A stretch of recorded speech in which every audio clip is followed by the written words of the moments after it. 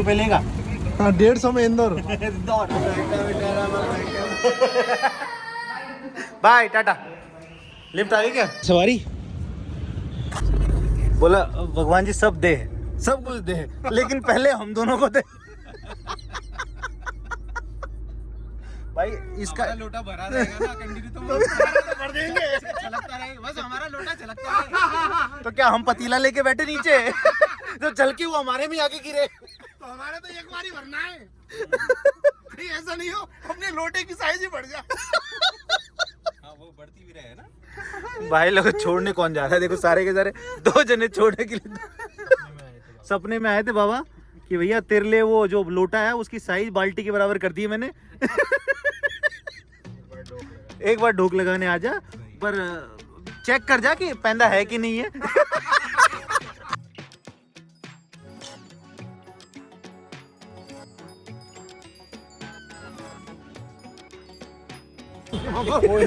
कोई नाराज है। चलो टाटा बाय इसके लिए। कल शाम को यानी परसों सुबह, परसों सुबह मोनी जाए। सुने एक बार पूछ रहे कब आएंगे, ये फोन नहीं उठाएंगे। फाइनली भाई स्टेशन आ गए टाइम रे। क्या करे B1 ये M हो गया, M2 B1 उधर ही आएगा क्या पक्का?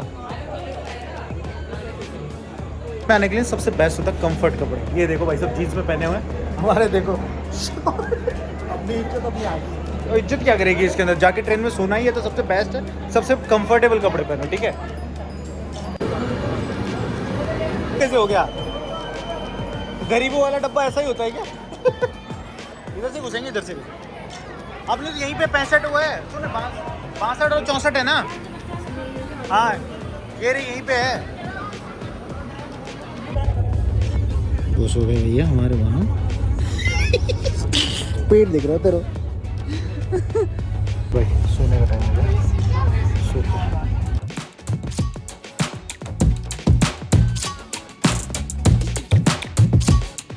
वेटेड स्टेशन का वेट था भैया, तो आ गए हम लोग, पहुंच गए हैं। कहाँ पहुंच गए भैया? जय महाकाल। महाकाल की नगरी। बिल्कुल उज्जैन में हम लोग पहुंच चुके हैं भाई। सब कुछ नया आया। फोटो ले लो। हम कहाँ हैं वैसे, ये तो देखें पहले।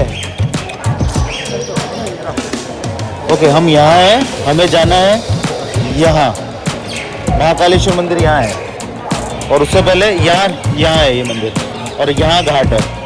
अपने को ये घाट पे जाना है पहले, घाट वाट कहीं, ये रहा राम घाट, ये राम घाट, यहाँ चलना है हमें। यहाँ नहा धो के फिर अपन यहाँ आएंगे, ठीक है?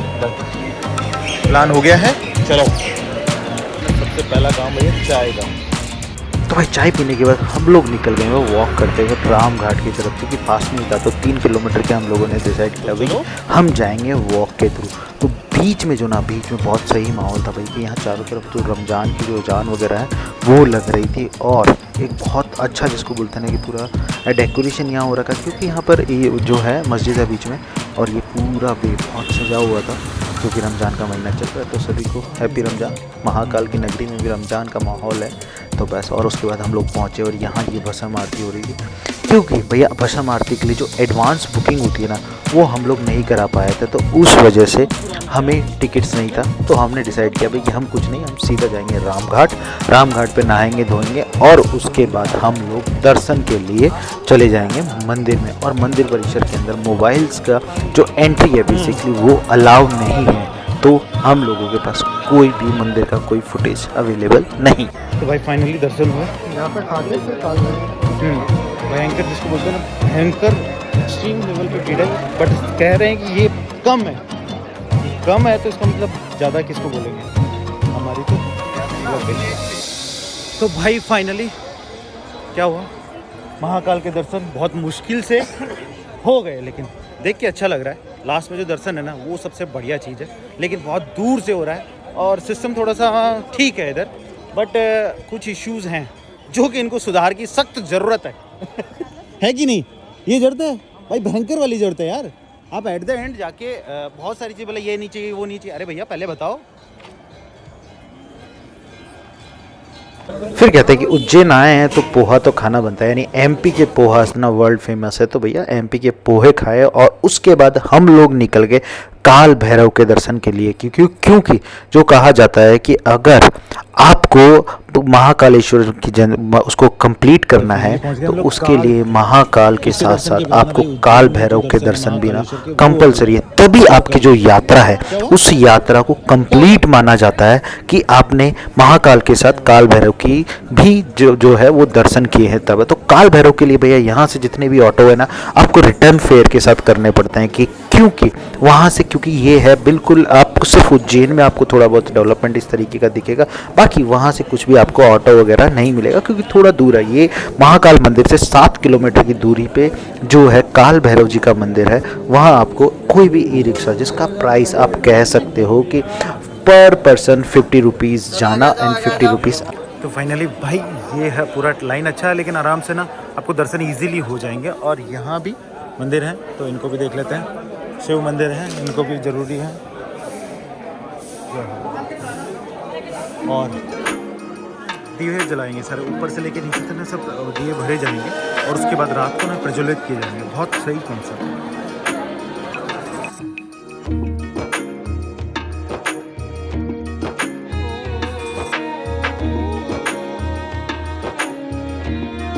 ये सही जगह थी जहाँ पर ना प्रॉपर ढंग से दर्शन हुए। तो चलिए यहाँ से निकलने का टाइम है, अब पहुँचेंगे हम सीधे इंदौर। बस स्टैंड है, भाई ने वहाँ से चला के आया, हम लोग पहुँच गए स्टेशन। तो भाई ने जो इस ऑटो रिक्शा से हम लोगों ने बात की थी उसे ही हमें पहुँचाना था बस स्टैंड या फिर रेलवे स्टेशन। तो एक भाई ने हमारे चूज़ किया भाई रेलवे स्टेशन और हमने चूज़ किया था भाई कि हमें रेलवे स्टेशन। अब वहाँ जाके पता चला भाई कि हमारी जो ट्रेन है वो 2.5 घंटे ऑलरेडी डिले चल रही है। तो भाई हमने डिसाइड किया चलो कुछ नाश्ता पानी कर लिया जाए, उसके बाद हम लोग इंदौर के लिए कुछ विकल्प पकड़ेंगे। तो भाई यहाँ मिला फाफड़ा, जो फाइनली हमने आज जो खाया वो श्रीखंड के साथ किया।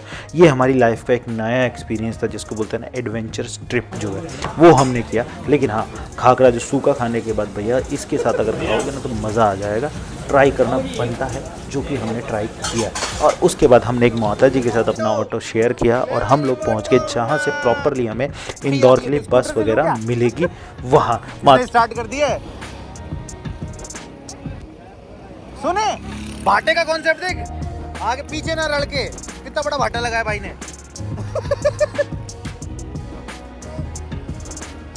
इंदौर इंदौर इंदौर ले चलो भाई, कोई तो मैं तो आप लेके चल रहे हो क्या? अरे यार सबसे बड़ा कॉन्सेप्ट खराब है मेरा।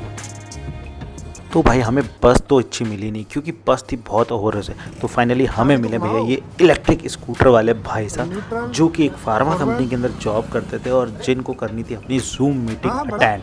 तो भैया हमने एक बहुत बढ़िया सा मौका देखा कि भाई साहब हम चलाते हैं आपका स्कूटर और आप पीछे बैठ के अपनी आराम से इसको कहते हैं ना वो अपना जूम मीटिंग अटेंड करो और हम आपको पहुंचा देंगे इंदौर। लेकिन भाई ये हमारा सपना ही रहा। भाई ये तो सही जुगाड़ है। चलो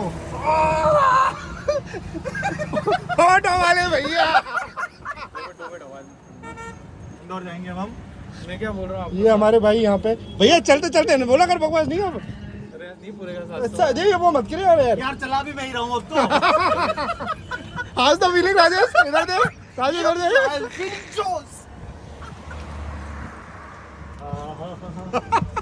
इंदौर इंदौर इंदौर इंदौर। भाई साहब हमारे लेके चल चुके हैं उज्जैन से इंदौर के लिए ऑटो, कोई नहीं मिला ड्राइवर की